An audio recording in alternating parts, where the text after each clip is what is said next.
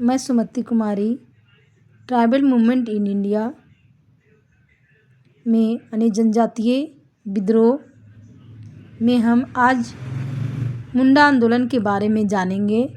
तो देखते हैं कि मुंडा आंदोलन का नेतृत्वकर्ता बिरसा मुंडा थे, जिन्हें धरती आबा के नाम से भी जाना जाता है। तो पहले हम बिरसा मुंडा के कुछ जीवनी के बारे में जानकारी प्राप्त करते हैं। तो देखते हैं कि बिरसा मुंडा का जो नाम था वह बिरसा मुंडा था। उनका प्रारंभिक नाम दाऊद मुंडा या दाऊद बिरसा था। उपनाम धरती आबा या बिरसा भगवान के नाम से भी जाने जाते हैं। उनका जन्म 15 नवंबर 1875 ईस्वी को हुआ था। जन्म खुट्टी जिला के उलिहाती गांव में हुआ था। उनका माता का नाम करमी हातू मुंडा तथा पिता का नाम सुगना मुंडा थे। उनका गुरु का नाम आनंद पांडे। आंदोलन को मुंडा उलगुलान बिरसा आंदोलन के नाम से भी जाना जाता है। मुंडा उलगुलान यानी उलगुलान का अर्थ होता है महान विद्रोह। इनका प्रसिद्ध नारा था अबुआ दिसुमरे अबुआ राज। ये अविवाहित थे। इनका मृत्यु 9 जून 1900 ईस्वी को होता है और ने जिस पंथ को चलाया था उसे बिरसायत या बिरसेत पंथ के नाम से जाना जाता है। 10 नवंबर 2021 ईस्वी को भारत सरकार ने बिरसा मुंडा के जन्म दिवस 15 नवंबर को जनजातीय गौरव दिवस के रूप में मनाने की घोषणा किया है। तो आज हम देखते हैं कि बिरसा मुंडा यानी मुंडा आंदोलन क्या थी। बिरसा मुंडा आंदोलन का क्या कारण था। तो देखते हैं कि बिरसा मुंडा आंदोलन जो था यानी मुंडा उलगुलान यानी मुंडा विद्रोह 1895 से 1900 ईस्वी तक चला था। बिरसा मुंडा के नेतृत्व में 1895 से 1900 ईस्वी यानी 19वीं सदी के सभी जनजातीय विद्रोह या आंदोलन से सर्वाधिक व्यापक और संगठित आंदोलन हुआ, जिसे उलगुलान कहा जाता है। यानी जितने भी आंदोलन हुए थे उनमें ये सबसे सर्वाधिक और व्यापक रूप से और संगठित आंदोलन था। इसी कारण इसको उलगुलान भी कहा जाता है, यानी महान विद्रोह भी कहा जाता है। यह आंदोलन 5 वर्षों तक चला था, यानी 1895 से 1900 ईस्वी तक। उलगुलान का अर्थ होता है महाविद्रोह, यानी महान विद्रोह या महाविद्रोह। अब हम देखते हैं कि कोई भी आंदोलन अचानक नहीं होता है। उसका पृष्ठभूमि कई सालों से बनते आते रहता है। उसमें एक जो तत्कालीन कारण बनता है, जो एक आग में घी डालने का काम करता है। और इसमें भी यही कारण है, क्योंकि मुंडा उलगुलान विद्रोह यानी मुंडा विद्रोह अचानक नहीं हुई, बल्कि यह कई पिछले दशकों से अंग्रेजों द्वारा शोषण, जमींदारों के द्वारा शोषण, साहूकारों के द्वारा शोषण, बाहरी लोगों का द्वारा शोषण का परिणाम था, जो 1895 से 1920 के बीच आंदोलन हुआ था। तो आंदोलन का पृष्ठभूमि आंदोलन के कारण में देखते हैं कि न्यायालय का पक्षपातपूर्ण रवैया। यहाँ पे हम देखते हैं कि दिक्कू का अर्थ होता है बाहरी लोग, यानी कि यहाँ के जो आदिवासी लोग थे वे लोग झारखंड के बाहरी लोग को दिक्कू कह करके पुकारते थे। जमींदार लोग, साहूकार लोग इत्यादि के अनैतिकता और अत्याचारों के खिलाफ न्यायालय की शरण में जाने पर पक्षपात करके आदिवासियों के विरुद्ध फैसले दिए जाते थे। यानी कि यहाँ पर देखते हैं कि जब यहाँ के आदिवासियों के द्वारा जमींदारों, साहूकारों, दिक्कुओं और अंग्रेजों के द्वारा शोषण होता था, अत्याचार होता था, इनकी ज़मीन जब हड़प ली जाती थी और ये आदिवासी लोग जब मुकदमा दर्ज करते थे, अपना न्याय मांगते थे, तो न्याय के द्वारा इनके पक्ष में नहीं आता था, बल्कि जमींदारों, साहूकारों, अंग्रेजों के पक्ष में आता था, जिससे ये लोग उदासीन हो जाते थे। और एक ही उपाय था कि अंग्रेजों, जमींदारों और साहूकारों के विरुद्ध आंदोलन करना। दूसरा देखते हैं खुटकट्टी व्यवस्था की समाप्ति, यानी मुंडा आंदोलन का जो दूसरा कारण हम देखते हैं खुटकट्टी व्यवस्था। खुटकट्टी व्यवस्था क्या था कि हम लोग देखते हैं कि जो आदिवासी थे पहले से, वे लोग सभी वन पर ही आधारित थे। वन ही उनके लिए सब कुछ था। वन से वो लोग कच्चे फल फूल जो प्राप्त करते थे, जलावन के लिए लकड़ी प्राप्त करते थे। सारा चीज़ जंगल से ही प्राप्त करते थे। यहाँ पे हम देखते हैं कि खुटकट्टी व्यवस्था क्या है। तो ये खुटकट्टी व्यवस्था था कि आदिवासी लोग मानसून आने के पहले छोटे-छोटे पेड़-पौधे जो होते थे जंगल के किनारे, उसको काट देते थे और उसको जला देते थे। और जब मानसून आता था, तो वह जो ज़मीन होता था वह उपजाऊ हो जाता था और उसमें ये लोग अपना फसल उगाते थे।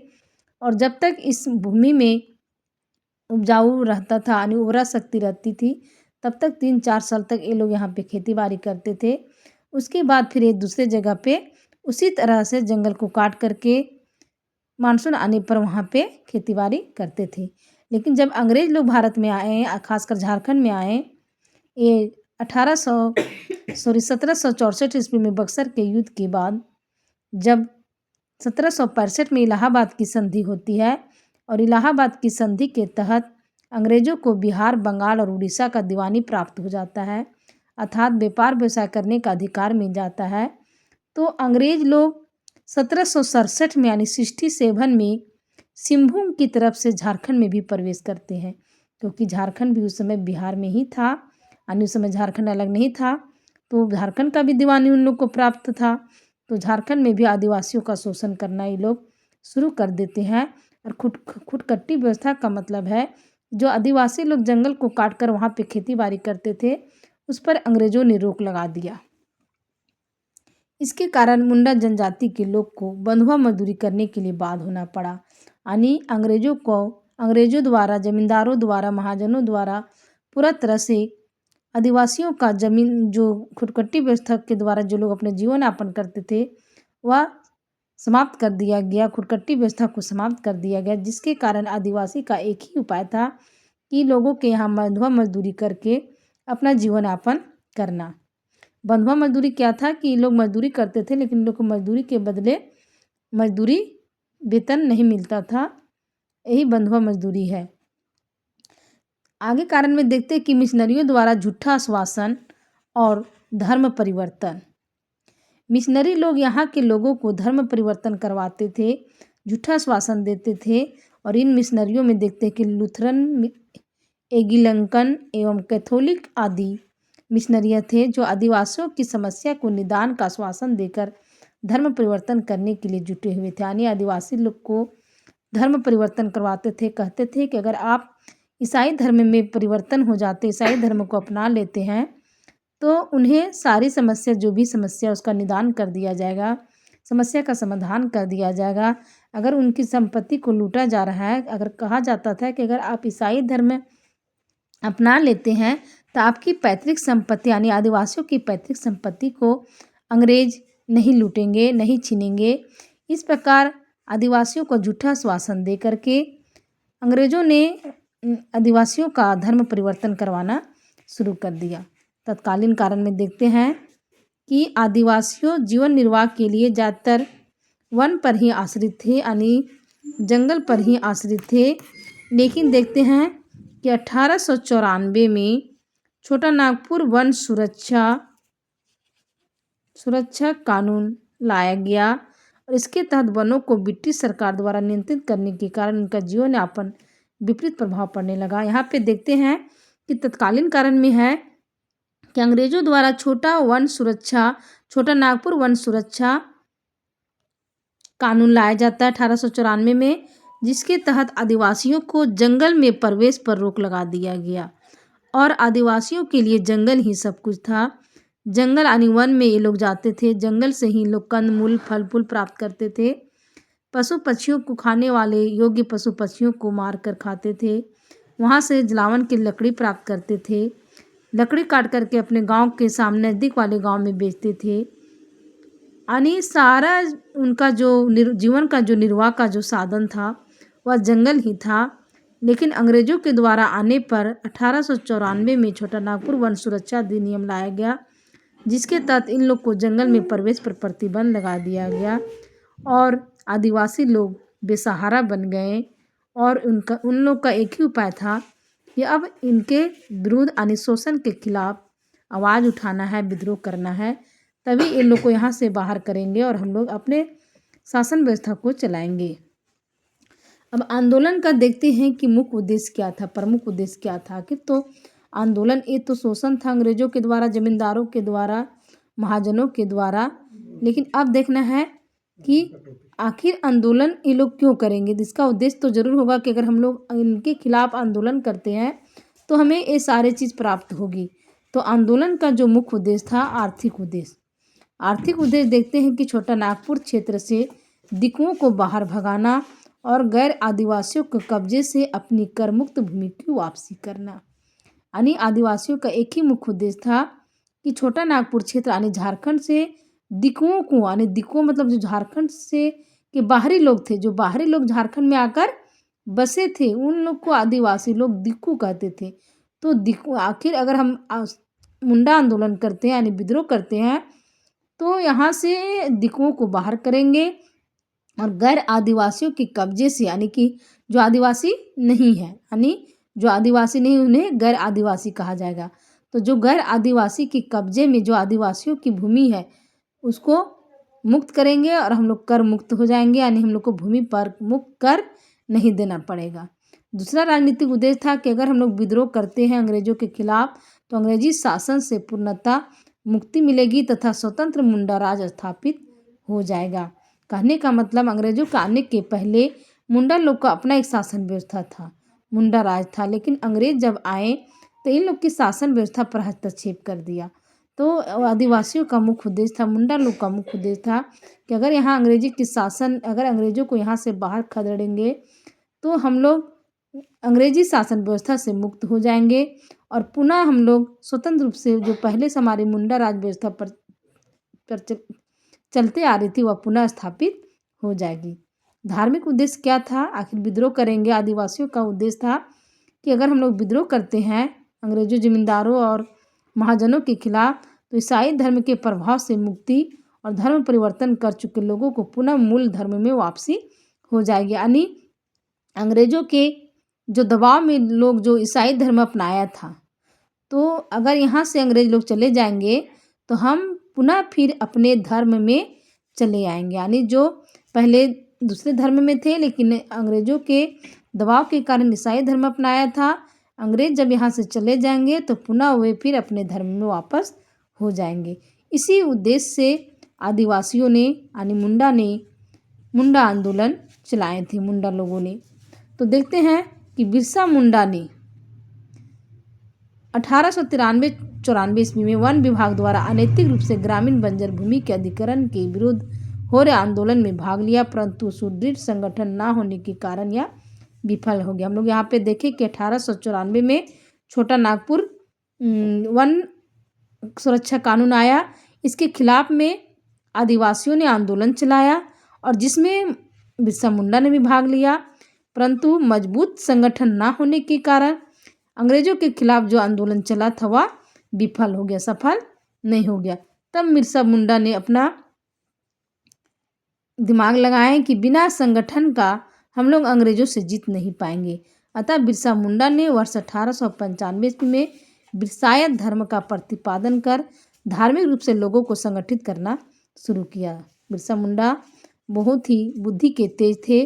उन्हें कहा कि बिना कुछ बुद्धि लगाए हुए हम संगठित यहाँ पे मुंडा लोग नहीं हो सकते हैं, आदिवासी लोग संगठित नहीं हो सकते हैं।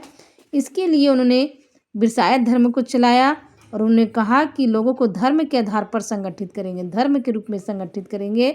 अनेक देवी देवताओं के स्थान पर एकेश्वरवाद की अवधारणा विकसित करते हुए सिर्फ सिंह बोगा की आराधना के लिए लोगों को उत्प्रेरित की। यानी जो बिरसा मुंडा थे उन्हें कहा कि अनेक देवी देवता जो आप लोग पूजा करते हैं, यानी आदिवासी लोग जो अनेक देवी देवता पूजा करते हैं, उनके स्थान पर एक भगवान को मानना, एक ईश्वर को मानना, यानी एकेश्वरवाद, एक ईश्वर को मानना है और सिर्फ सिंह बोगा की आराधना करना। यानी कि उन लोग का जो सबसे प्रमुख देवता है, आदिवासियों का जो सबसे प्रमुख देवता है, मुंडा लोग का जो प्रमुख देवता है वे सिंह बोगा।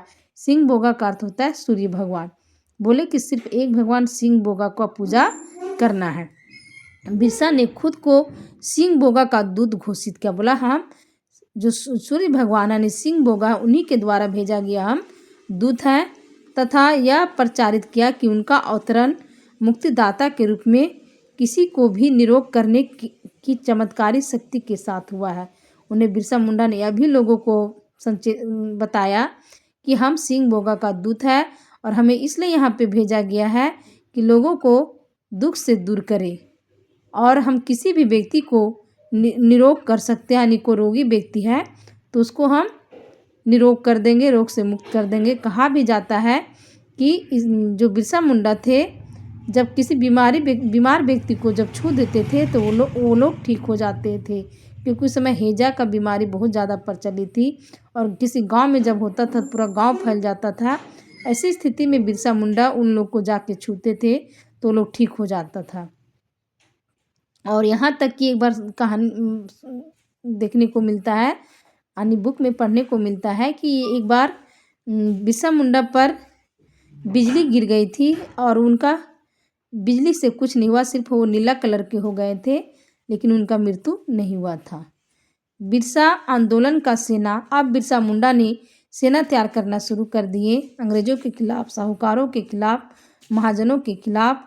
और बिरसा मुंडा ने सेना का जो प्रमुख बनाए उन्हें गया मुंडा को बनाया, यानी कि बिरसा मुंडा ने एक सेना तैयार किए और सेना का जो प्रमुख था वह गया मुंडा को बनाए कि सेना में जो भी देखभाल करना है वो गया मुंडा करेंगे। और धार्मिक तथा सामाजिक शाखा का प्रमुख सोमा मुंडा, यानी धर्म के मामले में और समाज के मामले में जो नेतृत्व करेगा वह सोमा मुंडा, तथा राजनीतिक शाखा का प्रमुख दोनका मुंडा को नियुक्त किए। यानी बिरसा मुंडा ने हर क्षेत्र में लोगों को एक प्रमुख बनाया, चाहे तो वह सेना के क्षेत्र में हो, सेना के क्षेत्र में गया मुंडा को बनाया, धार्मिक एवं सामाजिक में शाखा का प्रमुख सोमा मुंडा को बनाया तथा राजनीतिक शाखा का प्रमुख दोनका मुंडा को बनाया। इस आंदोलन में गया मुंडा की पत्नी मानकी मुंडा को भी उल्लेखनीय सहयोग था। भले इनका गया मुंडा जो सेनापति का नेतृत्व कर रहे थे, उनकी पत्नी जो मानकी मुंडा थी वह भी मुंडा आंदोलन में महत्वपूर्ण भूमिका निभाई। इस आंदोलन का प्रमुख गिद्धा, यानी जब ये लोग सेना में जब ये लोग भर्ती हो गए, यानी इनका एक अपना एक सेना तैयार हो गया, तो सेना का जो प्रमुख गिद्धा, यानी जब आंदोलन स्टार्ट हुई तो इसका प्रमुख गिद्धा काटोंग बाबा काटोंग, साहेब काटोंग, रारी काटोंग अर्थात यूरोपियन को काटो, बाहरियों को काटो। साथ ही यह भी घोषणा हुई यानी अबुआ राज एटेजेना महारानी राज टुंडू। इसका अर्थ यह हुआ कि अब मुंडा राज शुरू हो गया तथा महारानी विक्टोरिया का राज समाप्त हो गया। यानी उस समय जो ब्रिटेन की रानी थी वह विक्टोरिया थी और उन्हीं के आधार पर भारत में शासन व्यवस्था चलती थी।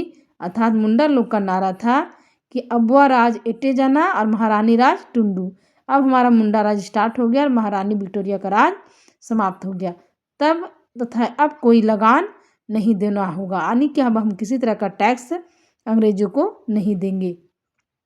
बिरसा के नेतृत्व में भारी संख्या लगभग 6000 में समर्पित मुंडाओं का दल तैयार हुआ, जो धार्मिक, सामाजिक, राजनीतिक गतिविधियों को आगे बढ़ने में जुट गया। यानी कि बिरसा मुंडा के नेतृत्व में 6000 सेना तैयार हो गया, यानी बिरसा के कहने पर मर मिटने के लिए तैयार हो गए।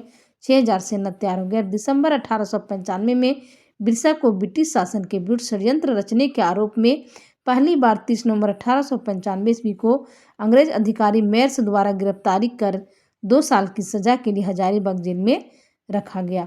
यानी कि बिरसा मुंडा के द्वारा जो सेना तैयार होने लगा, अंग्रेजों के खिलाफ जो ये नेतृत्व करने लगे, विद्रोह का नेतृत्व करने लगे, तो इसका पता अंग्रेजों को पता चल गया कि ये हम लोग के खिलाफ में षड्यंत्र रच रहा है, हम लोग के विरुद्ध में विद्रोह करने के लिए यह एकजुट हो रहा है।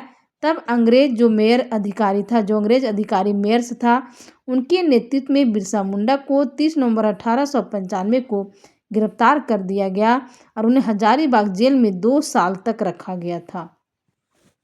इसी दरमियान क्या होता है कि महारानी विक्टोरिया के शासन की हीरक जयंती के अवसर पर 30 नवंबर 1897 ईस्वी को बिरसा को रिहा कर दिया गया। यानी कि इसी बीच महारानी विक्टोरिया को के शासन का हीरक जयंती मनाया जा रहा था और 30 नवंबर 1897 को इसी खुशी में इनको बिरसा मुंडा को हजारीबाग जेल से रिहा कर दिया गया।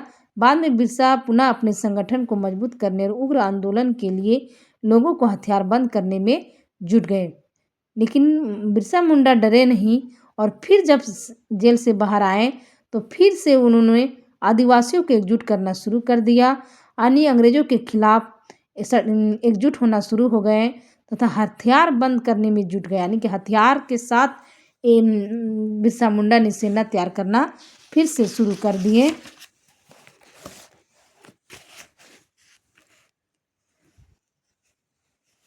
बिरसा मुंडा ने वर्ष 1897 ईस्वी में तीर कमान से लैस 400 सहयोगियों के साथ खुट्टी थाना पर हमला किया, यानी बिरसा मुंडा 1897 ईस्वी में 400 साथियों के साथ खुट्टी थाना पर हमला किया और 1898 ईस्वी में खुट्टी के तजना नदी के किनारे मुंडाओं की भिड़ंत अंग्रेजी सेना से हुई, जिसमें अंग्रेजी सेना हार गई। और इसी दरम्यान फिर 1898 ईस्वी में खुट्टी में एक तजना नदी पड़ता है, वहाँ पे मुंडाओं की सेना यानी बिरसा मुंडा की सेना और अंग्रेज सेना में संघर्ष हो गया। इसमें अंग्रेजों की हार हो जाती है, अंग्रेज सेना की हार हो जाती है। बिरसा ने 1898 ईस्वी में पुनः मुंडा राज स्थापित करने के लिए विद्रोह की घोषणा किया। फिर से बिरसा मुंडा ने कहा कि हम लोग पुनः मुंडा राज स्थापित करेंगे, अंग्रेजों के अधीन में हम लोग नहीं रहेंगे, अंग्रेजों की शासन व्यवस्था के अंदर हम लोग नहीं रहेंगे। अतः पुनः विद्रोह की घोषणा किए और साहूकारों, जमींदारों, दिकुओं, ठेकेदारों, हकीमों, मिशनरियों, ईसाइयों आदि को खत्म करने का ऐलान किया बिरसा मुंडा ने कि चाहे जो भी हो, चाहे बाहरी लोग हो, दिक्कू लोग, चाहे जमींदार हो, चाहे महाजन हो, चाहे ईसाई धर्म के मिशनरी लोग हो, सभी को यहाँ से बाहर खदेड़ना है। इसीलिए उन्हें ऐलान किया कि दिकुओं से अब हमारी लड़ाई होगी और उनके खून से हमारी ज़मीन लाल झंडे की तरह लाल होगी, कि अब हम लोग डायरेक्ट अंग्रेजों इन बाहरियों दिकुओं से लड़ेंगे, अंग्रेजों से लड़ेंगे, जमींदारों से लड़ेंगे और उनकी खून से हमारी जो ज़मीन है वह लाल झंडे की तरह लाल होगी। इनका घोषणा था, ऐलान था। बिरसा पंथियों के समर्थन में देश के समाचार पत्रों में अहम भूमिका निभाई, जिसमें सुरेंद्र नाथ बनर्जी की कलकत्ता से प्रकाशित बंगाली समाचार पत्र उल्लेखनीय है। यानी बिरसा मुंडा को और आगे बढ़ाने में जो समाचार पत्रिका उस समय जो छप रही थी वह थी सुरेंद्र नाथ बनर्जी, जो कलकत्ता से प्रकाशित हो रहा था। सुरेंद्र नाथ बनर्जी का जो पत्रिका यानी समाचार पत्र वह बंगाली जो था, वह जो समाचार पत्र का नाम था बंगाली और एक कलकत्ता से प्रकाशित हो रहा था। वर्ष 1900 ईस्वी में आंदोलनकारियों ने पुलिस पर हमला किया, किंतु डोम्बारी पहाड़ी जो सेल रकब पहाड़ पर आयुक्त फोरबेस तथा उपायुक्त स्ट्रीट फील्ड के नेतृत्व में ब्रिटिश सेना ने आंदोलनकारियों को घेर कर उन पर अंधाधुंध गोलियां बरसाई, जिसमें अनेक आंदोलनकारी औरतें और बच्चे शहीद हुए। इस दौरान बिरसा के प्रमुख सहयोगी गया मुंडा भी इटके में शहीद हो गए। कहने का मतलब षड्यंत्र चल रहा था, अंग्रेजों के खिलाफ विद्रोह भी हो रही थी, जगह जगह पे अंग्रेजों को भी हराया जा रहा था, थाने को लूटा जा रहा था। इसी दरमियान क्या होता है कि एक डोम्बारी पहाड़ जो खुट्टी में पड़ता है, जिसको सैल रकम के नाम से भी जाना जाता है, वहाँ पे आदिवासी लोग एकजुट थे और ये लोग मीटिंग कर रहे थे।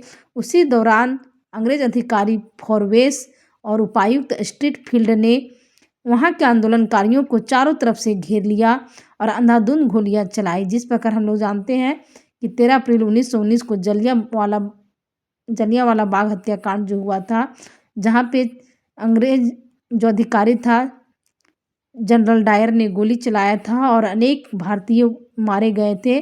उसी प्रकार डोम्बारी पहाड़ में जब मुंडा लोग मीटिंग कर रहे थे बिरसा मुंडा के नेतृत्व में, उसी समय अंग्रेज अधिकारी लोग घेर करके अंधाधुंध गोलियां चलाएं, जिसमें अनेक औरत, बच्चे और बिरसा मुंडे के सहयोगी लोग मारे गए, जिसमें जो गया मुंडा जो सेनापति था वही मारे जाते हैं इटकी क्षेत्र में। ब्रिटिश सरकार ने बिरसा मुंडा को पकड़वाने के लिए 500 रुपये की घोषणा की थी, यानी कि बहुत सारे लोग मारे गए और सब लोग इधर उधर छिप गए। ऐसी स्थिति में बिरसा मुंडा ना मारे गए ना पकड़ाए, तब अंग्रेजों ने बिरसा मुंडा को पकड़वाने के लिए 500 रुपये की घोषणा किया और इस पैसा के लालच में 500 रुपये के लालच में बनगांव के जगमोहन सिंह और बीर सिंह महली आदि ने बिरसा मुंडा को 3 मार्च 1900 ईस्वी को जमकोपाई जंगल जो चक्रधरपुर से में पड़ता है से गिरफ्तार कर रांची कारावास में भेज दिया गया। जब देखते हैं कि बिरसा मुंडा पर 500 का इनाम रखा गया कि जो भी पकड़ कर व्यक्ति लाएगा बिरसा मुंडा को या सूचना देगा उसको 500 का इनाम दिया जाएगा। और इस पैसा के लालच में आकर बनगांव के जो जगमोहन सिंह और बीर सिंह महली जो व्यक्ति थे वह बिरसा मुंडा के बारे में सूचना अंग्रेज अधिकारी को दे देते हैं और बिरसा मुंडा को 3 मार्च 1900 को जमकोपाई जंगल जो चक्रधरपुर में पड़ता है वहाँ से गिरफ्तार कर लिया जाता है और उन्हें रांची के कारावास में भेज दिया जाता है। और 9 जून 1900 ईस्वी को रांची कारावास में ही हेजा सेन की मृत्यु हो जाता है। यानी बिरसा मुंडा की मृत्यु 1900 में पूरा तरह से हो जाता है। जून 1900 में मृत्यु हो जाता है और कहा जाता है कि इनका हेजा हो गया था।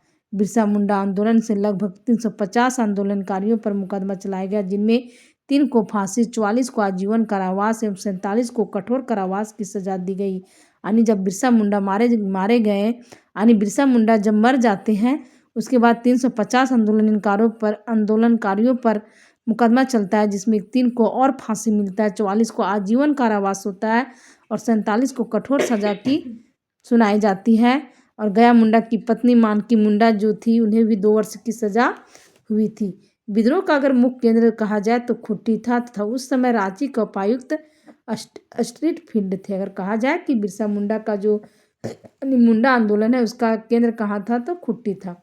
अब ये था बिरसा मुंडा आंदोलन, कारण, उद्देश्य और स्वरूप। यहाँ पे देखते हैं इसका परिणाम क्या निकला बिरसा मुंडा आंदोलन का, यानी मुंडा आंदोलन का परिणाम क्या निकला। तो देखते हैं कि वर्ष 1902 में गुमला एवं 1903 में खुट्टी को अनुमंडल बनाया गया। CNT एक्ट के जनक JB हॉफमैन की रिपोर्ट के आधार पर 1903 ईस्वी में छोटा नागपुर काश्तकारी संशोधन अधिनियम लाया गया। 11 नवंबर 1908 ईस्वी को छोटा नागपुर काश्तकारी कानून CNT एक्ट लागू गया, यानी कि अब हम आदिवासियों के ज़मीन को नहीं खरीद सकते हैं। CNT एक्ट जो 11 नवंबर 1908, उसी को हिंदी में कहते हैं छोटा नागपुर काश्तकारी कानून। कमिश्नर फॉर वेस्ट की सिफारिश पर लिस्टर एवं जॉन रीड के नेतृत्व में 1902 और 1910 ईस्वी तक रांची जिले की भूमि की पैमाइश और बंदोबस्ती की करवाई गई तथा मुंडाओं से संबंधित जमीन की खतियानी तैयार किया गया। अब मुंडाओं का जमीन का खतियान भी तैयार किया गया। ये था बिरसा मुंडा आंदोलन, यानी मुंडा आंदोलन के कारण, उद्देश्य एवं परिणाम, स्वरूप एवं परिणाम था। Thank you. आगे के वीडियो में दूसरा विद्रोह रहेगा, आप लोग इसको लाइक एवं सब्सक्राइब जरूर कीजिएगा।